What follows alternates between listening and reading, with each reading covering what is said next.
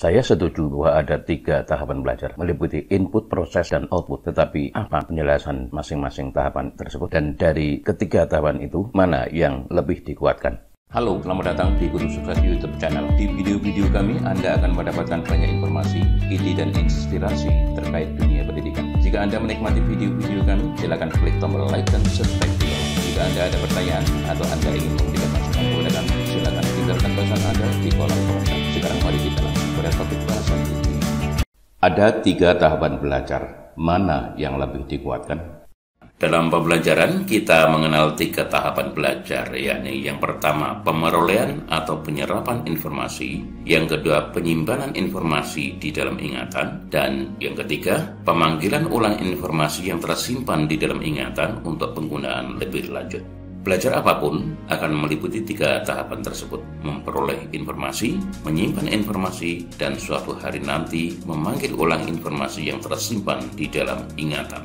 Ketiga tahapan tersebut sering disebut sebagai input, proses, output. Input adalah suatu aktivitas untuk memperoleh informasi. Hal ini bisa dilakukan melalui aktivitas membaca, mendengar, mengamati, curah pendapat, dan lain-lain. Proses adalah aktivitas untuk menyimpan informasi yang diperoleh di dalam ingatan dengan maksud agar suatu hari nanti informasi yang tersimpan tersebut dapat dipanggil ulang untuk digunakan. Proses penyimpanan ini harus dilakukan secara sengaja. Output adalah aktivitas untuk memanggil ulang informasi yang tersimpan untuk digunakan dalam pemecahan masalah sehari-hari atau untuk kepentingan pendidikan. Ketiga tahapan belajar di atas, input, proses, dan output, oleh Pooja K. Agarwal dan Patrick M. Payne tahun 2019 disebut sebagai encoding, storage, dan retrieval dalam buku Powerful Teaching: Unleash the Science of Learning. Encoding adalah proses menyampaikan informasi ke benak peserta didik. Storage merupakan proses penyimpanan informasi di dalam benak, dan retrieval adalah proses pemanggilan ulang informasi ketika dibutuhkan.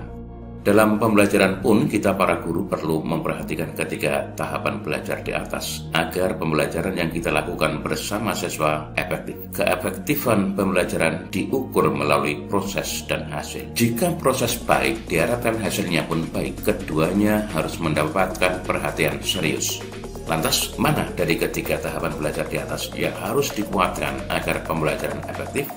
Ada yang berpikir bahwa encoding harus dikuatkan karena ini adalah proses awal memasukkan informasi ke siswa. Jika pemasukan informasi baik, maka penyimpanan akan baik. Jika penyimpanan baik, maka pemanggilan ulang juga akan baik.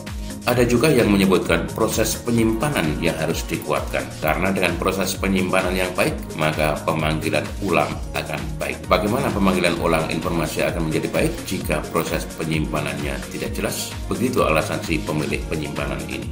Kelompok ketiga adalah yang memilih pemanggilan ulang informasi yang harus dikuatkan. Alasannya, belajar itu dimulai dari mendapatkan informasi, kemudian menyimpan informasi ke dalam benak. Yang terakhir adalah pemanggilan ulang informasi. Nah, menurut hemat kami, semua tahapan belajar di atas bermuara pada pemanggilan ulang informasi agar dapat digunakan dalam situasi baru. Misalnya untuk keperluan ulangan atau ujian, atau untuk pemecahan masalah. Sebab itu, tahapan ketiga harus dikuatkan dan perlu dilakukan pelatihan secara khusus dan intensif. Tetapi bagaimana menurut Anda? Silakan tuliskan pada kolom komentar ya. Terima kasih telah menonton.